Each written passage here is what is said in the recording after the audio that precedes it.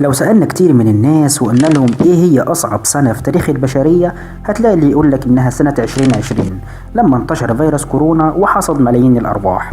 وهتلاقي ناس تانية تقولك لا، اصعب سنة هي سنة 1918 لما انتشرت الانفلونزا الاسبانية وقتلت ملايين البشر.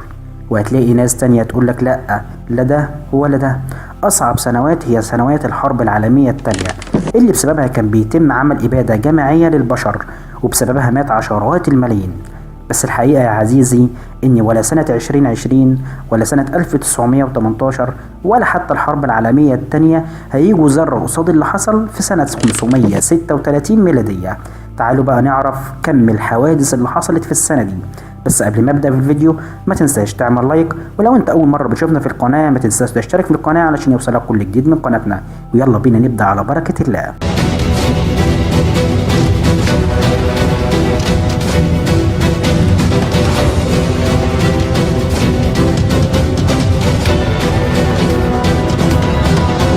وفقا لدراسة اتعملت في جامعة هارفارد، تم اختيار عام 536 ميلادية كأسوأ عام مر على تاريخ البشرية، والحقيقة هم كانوا 18 شهر وليس عام فقط. تخيل ان لمدة 18 شهر الشمس مش بتطلع ولا صيف ولا شتاء، واستمر العالم في ظلام دامس كل هذه الفترة، وده كان سبب كبير جدا في تلف بعض المحاصيل وحدوث مجاعة. ده غير ان التلج كان بيتساقط في فصل الصيف، والايام ما بقاش حد عارف لها صيف من شتاء.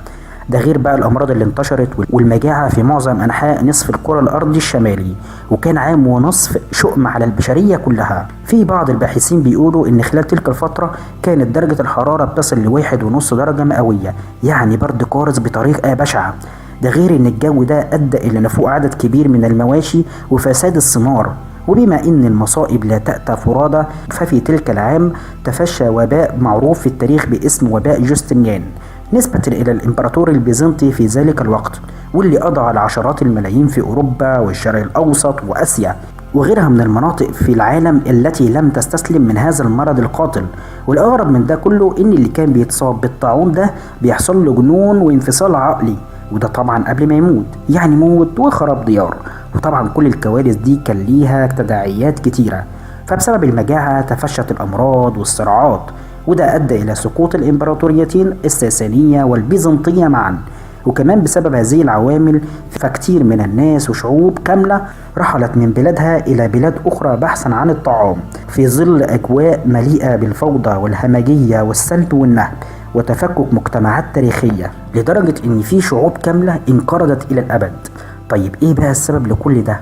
وإيه اللي خلى العالم يعيش في ظلام دامس لمدة 18 شهر؟ تعالوا بقى أقول لكم السبب إيه.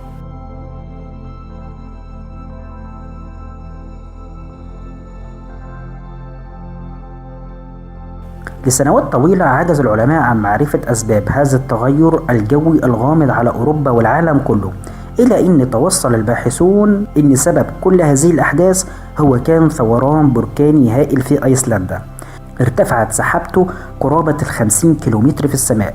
وأيضا تزامن معه ثورانان آخران كبيران جدا في كل من بركان كاراكاتو الشهير اللي في أندونيسيا، وبركان آخر في السلفادور. وبحسب دراسة وقع في هذا العام ما يوازي شتاء نووي، وبسبب الرماد والحمم البركانية تعرض العالم لما يوازي أيضا تفجير 200 قنبلة ذرية، وده كان السبب اللي خلى الدخان والضباب الكثيف ان يغطي ضوء الشمس لعام ونصف كامل. وبالرغم اللي حصل في هذا العام الا ان كان هناك مكتسبات للعالم اكتسبها بعد رجوع الحياة الى طبيعتها مرة اخرى.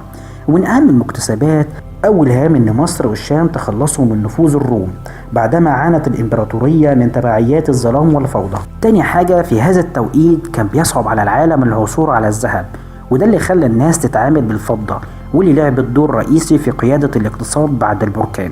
تالت هام بسبب زيادة النشاط البركاني ظهر معدن الرصاص، واستخدموه الناس بكثرة في الزمن ده، وكأن ربنا كان غضبان على البشرية ثم أعطاها الفرصة مرة أخرى ليصلحوا من حالهم. وإلى هنا نكون قد وصلنا لنهاية حلقتنا، واللي أتمنى يا رب أن يكون عجبكم، وأشوفكم على خير في حلقات جديدة، والسلام عليكم ورحمة الله وبركاته.